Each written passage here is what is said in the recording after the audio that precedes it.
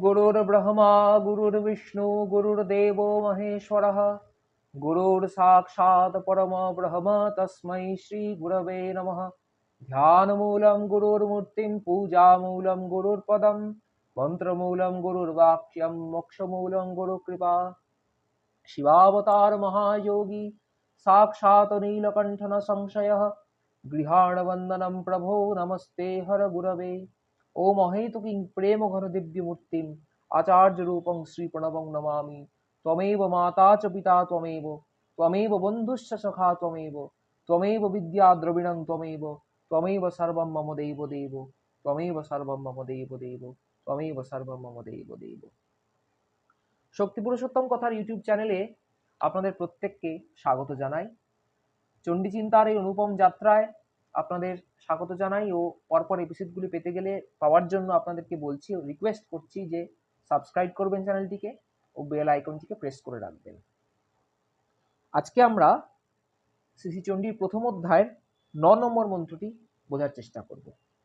9 নম্বর মন্ত্রে কি বলছে?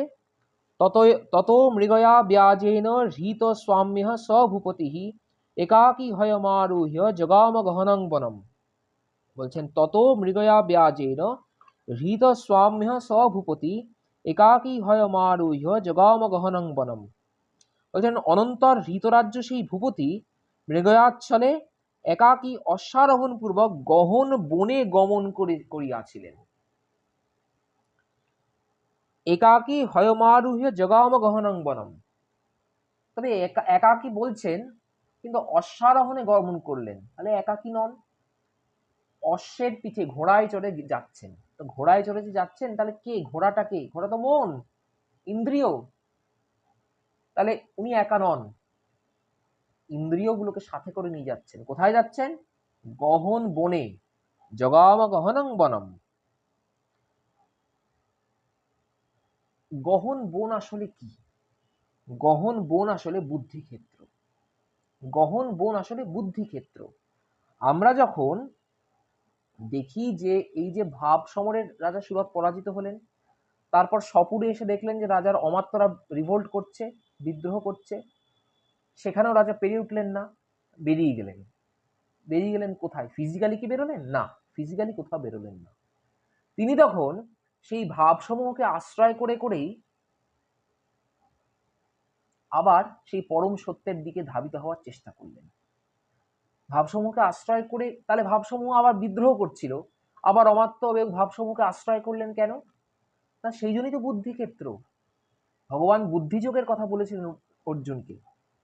ভগবান বুদ্ধিযোগের কথা বলেছিলেন যে দদামি বুদ্ধিযোগং তং येन মামুপয়ান্তিতে।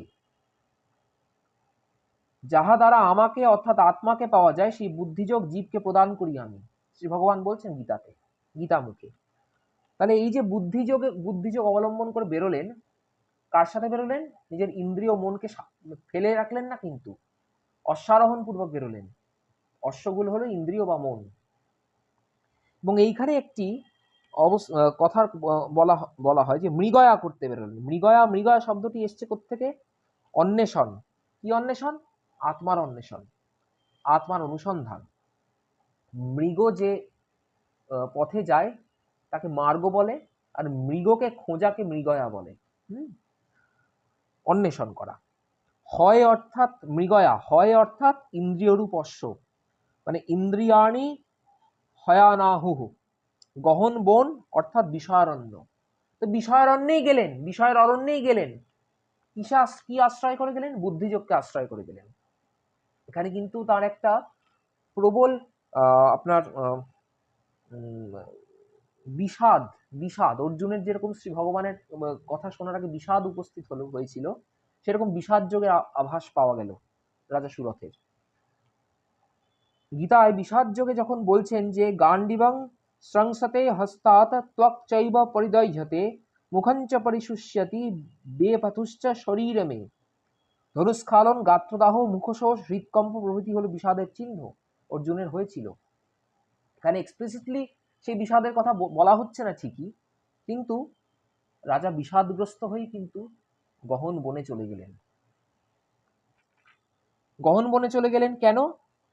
না, কারণ তাকে তো খুঁজতে হবে, তাকে সেই পরম অদ্বিতীয় সত্তাকে খুঁজে পেতে হবে। তাকে তো বুঝতে হবে যে প্রাতঃকাল হইতে সায়ংকাল, সায়ংকাল হইতে পুনরায় প্রাতঃকাল, এই যা করছি সবই জগন্মাতার স্তুতি। শয়নে প্রণাম জ্ঞান, নিদ্রায় করি মাকে ধ্যান, আহার করি মনে করো আহুতি দি শ্যামা মারে। এই বোধে উপনীত হতে হবে, না হলে পারা যাবে না। এই বোধে উপনীত না হলে তিনি কিন্তু সেই পরম সত্তার উপস্থিতি নিজের মধ্যে টের পাবেন না, মহামায়াকে চিনতে পারবেন না, সে পরব্রহ্মকে উপলব্ধি করতে পারবেন না, সে আত্মতত্ত্ব লাভ করতে পারবেন না। কারণ ভগবান হচ্ছেন সর্বব্যাপী, তিনি অল পারভেডিং, তাই তিনি বিষ্ণু। তো তাকে পেতে গেলে কারোর থেকে পালিয়ে পাওয়ার উপায় নেই, তার মধ্যেই পেতে হবে।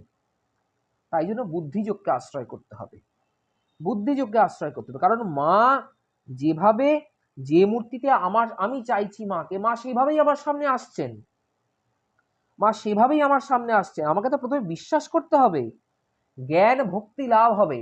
তো প্রথমে কি জ্ঞান লাভ হয়ে যাবে? ভক্তি তো লাভ, আগে তো ভক্তি হতে হবে, তবে তো জ্ঞান হবে। জ্ঞান না হলে মোক্ষ হবে না ঠিকই, কিন্তু সেই জ্ঞানটা পেতে গেলে ভক্তি হতে হবে। তাহলে তো বুঝতে হবে যে মা সর্বত্র আছেন, সর্বব্যাপী আছেন। অঙ্কের বই যদি থাকে বাড়িতে আলমারিতে গোছানো, এবং অঙ্ক যদি না করা হয়, শুধু শুধু জ্ঞান খুব বড় সড়ো একটা ব্যাপার, তাহলে কি অঙ্ক শেখা হবে? তাহলে অঙ্কের প্রতি ভক্তি আগে থাকতে হবে, অঙ্কটাকে করতে হবে, অঙ্কের প্রতি ভক্তি থাকতে হবে, তারপর অনুষ্ঠান করতে হবে, আচরণ করতে হবে, তারপর সেখান থেকে জ্ঞান আসবে। তবেই না হবে, তবেই না মাকে পাওয়া যাবে। তো জ্ঞান ভক্তির এই যে কনফ্লিক্ট, সেই কনফ্লিক্টের থেকে দূরে যেতে হবে। কারণ ভক্তি ফাইনালি জ্ঞানে যাবে, জ্ঞান ফাইনালি মোক্ষের দিকেই নিয়ে যাবে, সব একই পথে নিয়ে যাবে। আমরা অযথা মারামারি করবো না আর কি। তো বুদ্ধিযোগের অনুষ্ঠানে দ্বিতীয় কোনো সাহায্যের প্রয়োজন হয় না। মানুষ কোনরূপ আয়োজন কিংবা অনুষ্ঠান না করেই উঠতে বসতে খেতে শুতে সর্বদা সর্বাবস্থায় আপন মনে একাকী এই সত্য প্রতিষ্ঠা করতে পারে যে তিনি আছেন, মা আমার একাই আছেন। একই বাহং জগৎযাত্রা দ্বিতীয়াকা মা পরা, মা পরে বলবেন, এটা আমরা দেখব। কিন্তু সুরত একা গেলেন না। সুরত ওই জন্য ইন্দ্রিয় বা ইন্দ্রিয়গুলোকে নিয়ে গেলেন, মনকে নিয়ে গেলেন, তাই অশ্বারোহণে গেলেন। মা হচ্ছেন একমাত্র একক সখা, চিরজীবনের অদ্বিতীয় সহচর। তাই একা যাওয়ার ভয় পেলে চলবে না। বুদ্ধিযোগকে আশ্রয় করে, সেই বিষয়গুলোকে আশ্রয় করেই মাকে খুঁজতে হবে, আত্মানুসন্ধান করতে হবে। এইভাবেই চলতে থাকুক আমাদের যাত্রা। বন্ধুরা, আপনারা ভিডিওগুলোকে দেখবেন, সাবস্ক্রাইব করবেন, লাইক করবেন ও শেয়ার করে দেবেন। এবং আপাতত আজকে বিরতি নিচ্ছি, শরণাগতির ভাব নিয়ে মায়ের চরণে থাকবেন। শরণাগত দীনার্থ পরিত্রাণ পরায়ণে সর্বস্যার্তি হরে দেবী নারায়ণী নমস্তে। জয় গুরু, জয় গুরু, জয় গুরু।